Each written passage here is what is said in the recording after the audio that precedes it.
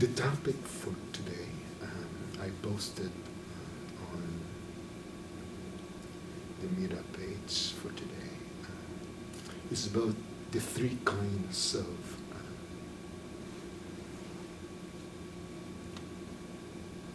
I guess maybe obstacles. This goes back to that first statement in the sutta that we discussed last Thursday.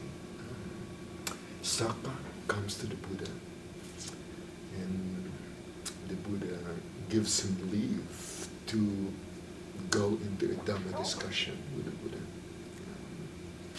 And Saka comes up with his first statement, which was a question. And he tells the Buddha, he says, what keeps a person knowing or wanting not to cause harm to others, not to be violent, not to offend, not to add dukkha and suffering to the world? What keeps that person from not causing injury, violence, disturbing the quiet and peace, causing offense, injury, being violent, and what keeps the person? That's the obstacle. In the Buddhist tradition, there are three categories of what keeps a person from acting in the way that he or she would like to act.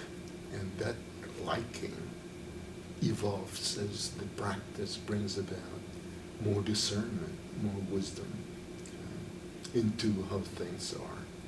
Basically and fundamentally, the nature of ourself, or the nature of self. But in the sutta, that word is actually asava, which is translated as taint. Actually, I think the better translation of asava, which is the Pali word, and also the Sanskrit word, is outflow. Maybe it's not so much outflow as just the flow of experience, the flow of self. By flow, I mean time, how self changes in time. Because that's the nature of the self. It's located in time. And because it's located in time, it changes. That's what I mean by flow. So the whole flow, the whole of the self, is really what keeps the self from being what it grows to understand is the way it would like to be. So it's called flow, asava. And we'll talk about that maybe sometime in the future. Because the asava is really at the heart of the Buddhist teachings. But it can also refer to two other categories of obstacles. The second is samyujana,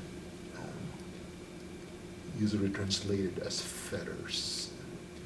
These are the obstacles that keeps an individual, in other words, is self, attached to the self, and to keep on the role of samsara.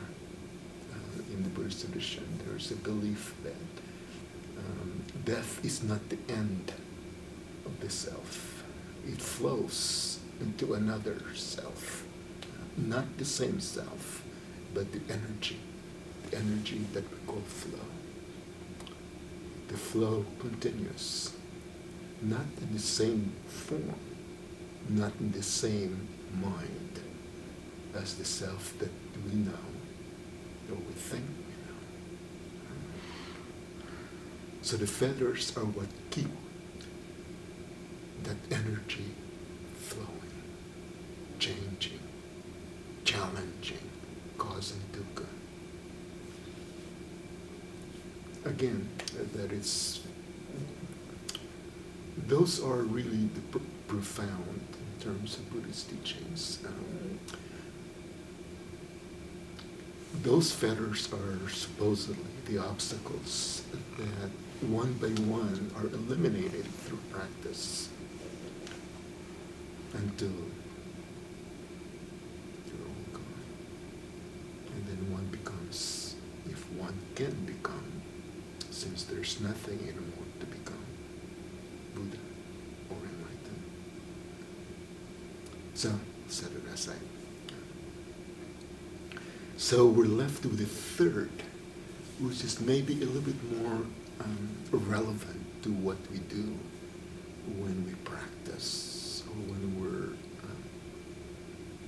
what we think of as meditating. And these are the five that I've talked about over and over again because they are not static. As we practice our understanding of things, objects in the mind, they change, just like everything else. These are called in Pali Nivarana. We translate them in English as hindrances. Specifically, what are they hindering us from? And really, they're hindering us from the same thing that the first two categories hinder us from. But in a more concrete sense, they hinder us from, number one, from being completely mindful. And number two, from developing and attaining concentration. Specifically, the goal, if there is a goal, in developing concentration is what they call samadhi. One-pointed concentration. But remember, everything changes. The point changes. Sometimes it's as large as the world. And sometimes it's very hard to see it anymore.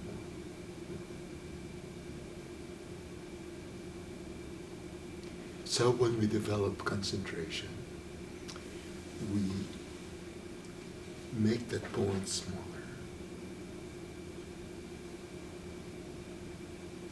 Until it's just one point. And that is samadhi. So the five hindrances are the hindrances that keep us from attaining samadhi. Actually, they keep us from attaining upachara samadhi. It's this neighborhood concentration. And samadhi itself happens. So our goal is really just to be in the neighborhood of samadhi. And the hindrances are what keep us from the neighborhood of samadhi of one-pointedness. Because to a certain extent, one-pointedness is something we cannot really bring about through our own resources. In other words, the resources of the self. With samadhi, self becomes attenuated to just one point. And the self is not a point. Yes, maybe we all have experience. It's very seldom a point. Unless that point was what we call the world. So, Nivarana, the five hindrances. Theravada Buddhism is a series of lists. But the lists are just lists. They are static. But in practice, they come alive. What do I mean by come alive? to chains. And when we see chains, that is insight. Not intellectually, but experience chains. So, the first Nivarana is in Pali. You don't have to know the Pali word, but the Pali word is useful because, as if you look at, for instance, the translation of the sutta, Sakka, Pana, there are so many translations just in English alone. What are they a translation of? They're a translation of the Pali. So maybe not. If you become more familiar with Pali, then you can go to the Pali itself, not to the translation of it.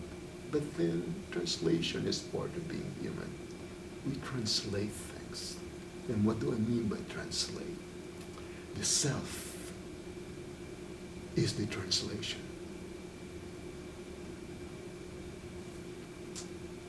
So, the first is in Pali, is Kama Chanda. We've encountered Chanda before, at the beginning of the last of the year, when we talked about intention. See, intention seems to be clear to us when we use the English word intention. But the Pali word means intention, but it also means other things, because that's the nature of the language. It refers to something else. And how it refers to something else changes, but that something else that it refers to is less changeable. It's a little bit more stable. Like a point. A point is stable, but where is the point? So, Kama Chanda. In this context, Kama Chanda is probably best translated as desire for sensual object. Kama, K is actually not Kama, this is two M's. Kama is just one M. Kama is kind of similar to the word we use, happy.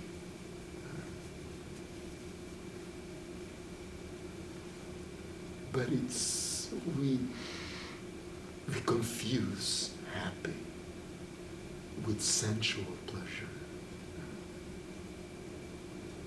When I say sensual, specifically I'm referring to the physical senses, although in a larger sense, mental object actually can also become object of craving.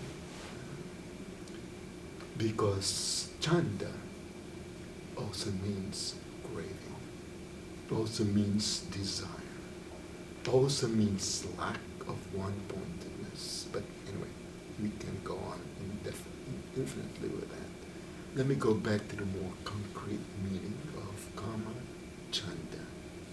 It is desire for a sensual object. And we think that it is the object that we desire. In Buddhism, it is this attractiveness of that object that we are attracted to, that we want. It's not the object itself. So we secure that object. And many times, its capacity to be craved after is no longer there. It's not in the object. It's the attractiveness of that object that attracts us. There's the nature of craving. So as we understand this, we understand that craving is not for the object. Craving is for the cravingness.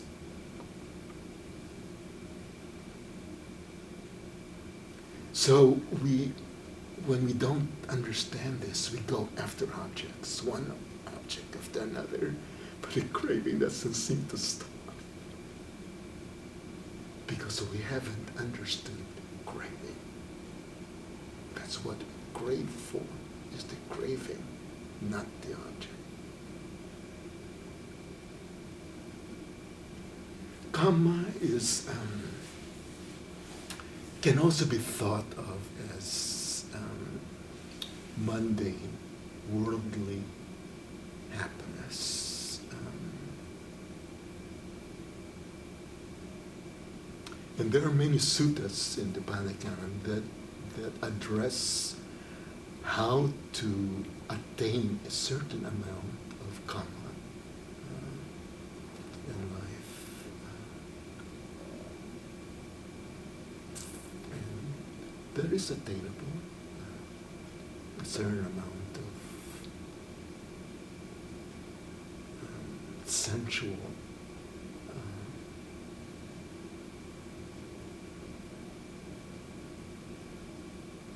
contentment, an experience of enough. Enough really means just the point is enough. There are no 2 points, there's only one. That one point is now. So this refers back again to Thursday. And the stated topic of Thursday was self-judgment. This only occurs when there's a self to judge and a self that judges.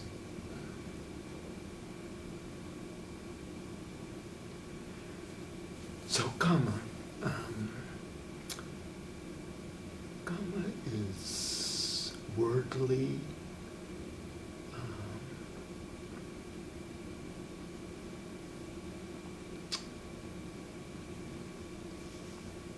it's a worldly state of mind, or an object in consciousness that is enough.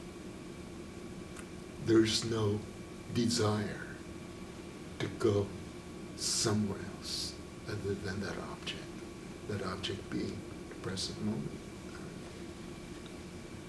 But going back to a more literal meaning of kama, chanda, it's craving for something other than this, and that the mind thinks of as pleasant, desirable. So in a sense, that first hindrance is really desire. Desire not for what is here now, but for something else that one considers desirable.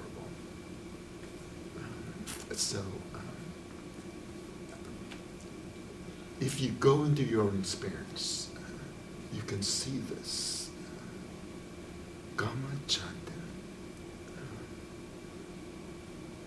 Even when the object that is inhabiting the mind at that particular point is pleasant, oftentimes it is not pleasant enough. There is still kama, chanda. If it is enough, there's a cessation of desire. And that desire is simply something that wants to escape from that point. Some of this may not make sense to you, and some of it might make sense to you in your own particular way. Particular is what we mean by self. Everybody has a self. So kama chanda is desire. Keeps us from being in the point. And what is being in the point? concentration. To a certain extent, Kamachanda is maybe the most important obstacle to concentration, because it is what keeps us from being in the moment. And the moment is the point.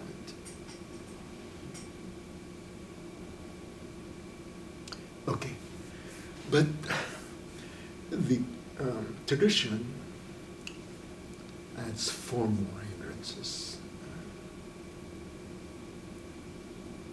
And if you want to, if you desire some, we can discuss this some more during the Dhamma discussion and make it a little bit more personal, more concrete to our own experience. How does desire keep us from being concentrated? By concentrated, I mean present in the present moment. The second is, I've often used to think of it as the opposite. Vyapada, ill will, not wanting, not desiring. So in a sense, it is still desire. But this time the object appears to the mind as not desirable. So there's still movement from the point. I don't want this. In fact, I want to get rid of it. In fact, I'm going to destroy this. I don't want this to be present. And so, violence, anger, hatred, repulsion,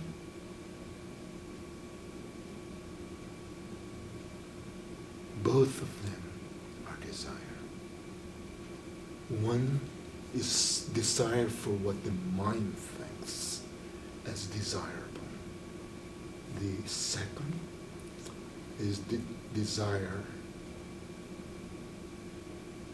not for what is present, because the mind thinks that what is present is undesirable. Both of them desire. Both of them keeps us from being present, from developing concentration, if one were to use those words to describe that experience. Keeps us from being present. So the first is hankering after something that is more pleasant than what we are experiencing. The second is hankering after something less pleasant or less unpleasant than what we're experiencing. Vyapada. And in this whole spectrum, disgust or irritation or frustration, just not wanting to be where one is, because it's the mind views it as undesirable.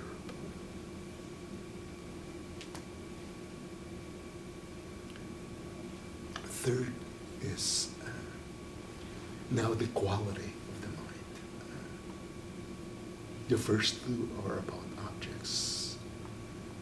The next two are about the quality of the mind. The first is two Pali words. Thina Mida, translated usually in English as sloth and torpor. Sloth is laziness. The mind doesn't have the energy to focus, to think clearly, to see clearly, to be composed, and I guess maybe one to think of it as discipline. It's not alert. Which is why in the Zen tradition, the first instruction is the right posture. one is taught what the right posture is and to maintain that posture. That posture itself is, in the Zen tradition, is enlightenment itself. That posture is attention.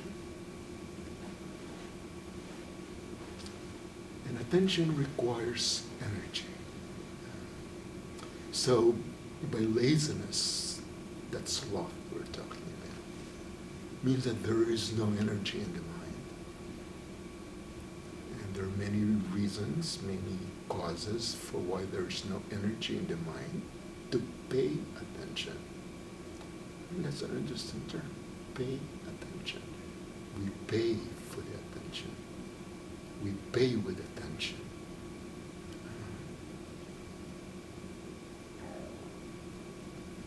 Sloth and torpor.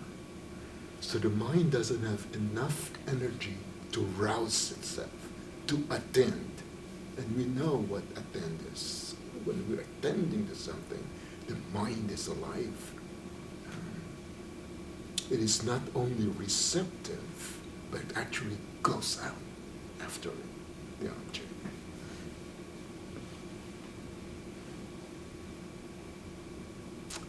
And when it goes out, the object becomes clear, sharp, complete, not foggy, not blurred, not indecisive, not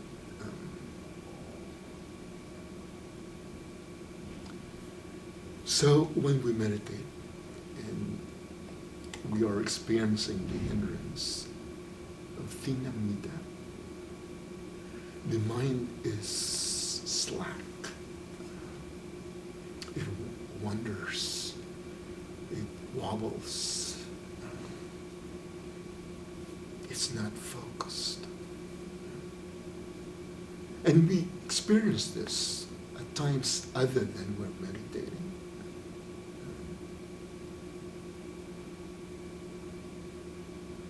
We just cannot focus. Maybe we are sleepy. In other words, the mind is not awake. Which is another word that has all kinds of meaning.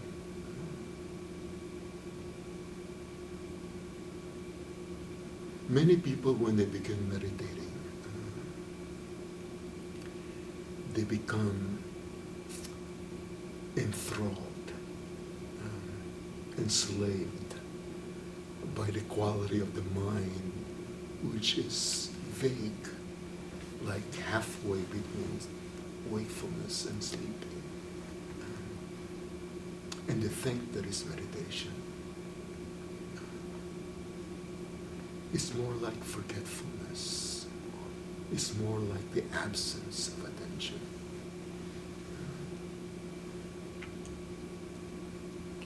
And they become attached to that. And they seek it. And they think, yeah, my meditation is getting better.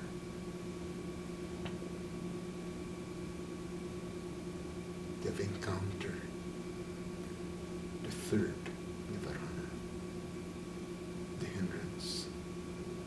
And if they don't realize it, they got stuck there. And after a while, their practice stops going. The fourth, I think of, is the opposite Nivarana. Sudacha Kukuracha. Kukuracha. It's translated as restless and agitation. Restlessness and agitation. The mind cannot stay. It's distractible. So the third is the difficulty that we have in rousing attention. The fourth is hypervigilance. The attention sinks too much. And then it cannot stay. The fifth is maybe maybe the most important, but I've said that about all the others, so maybe all of them are important. It's called Visikitcha. It's the absence of confidence. It's doubt. Doubt in the point. This is something that some of us seem to already have a little bit of, or a little bit less of when we go into practice. Somehow there's a part of us that says, this is right. Yeah, this is home to me. Yes, I can work with this. And then we work with it and we develop confidence. We lose our doubt. The practice becomes life. It's not something that's superimposed in life. It becomes how we live our lives. So there is no more doubt. There's only one point, not two, just 1 point. The 5 hindrances. And it's not only one hindrance that occurs, although sometimes the entire retreat, there's one theme. One of the hindrances seem to be most dominant. But it can also be in the same meditation period that the mind goes from one to the other of the various of the hindrances. These are just 5 different ways of describing the absence of concentration.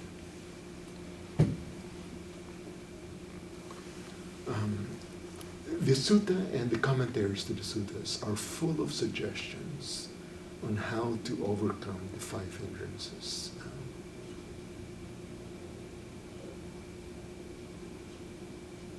We're not going to go into that. It's kind of interesting. Because it seems to me that the one way to eliminate or to vacate the mind to concentration is concentration.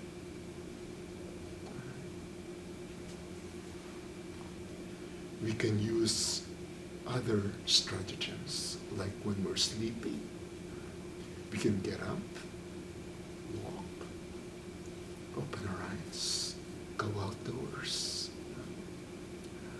look at bright light or bright colors, just to stimulate the mind.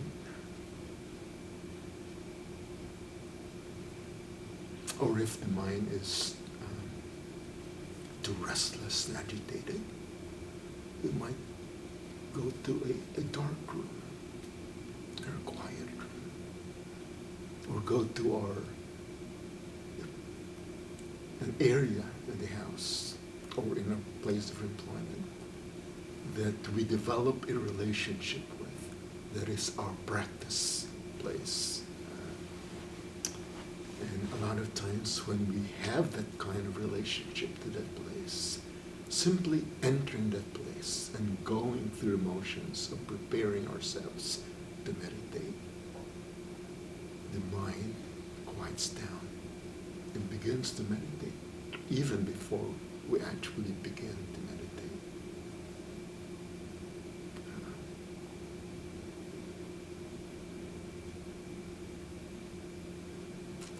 And I'm sure you have yourself acquired some strategies.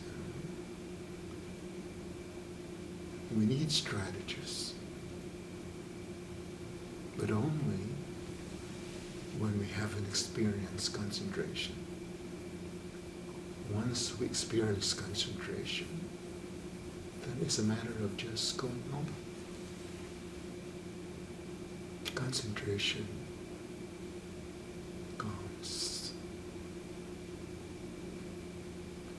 littlest of invitation. The struggle sometimes to find concentration is the hindrance itself to concentration.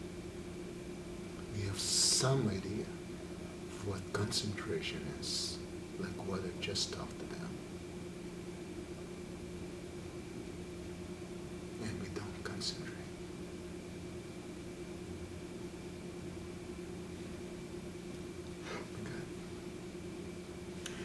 Okay, that's the end of the Amata.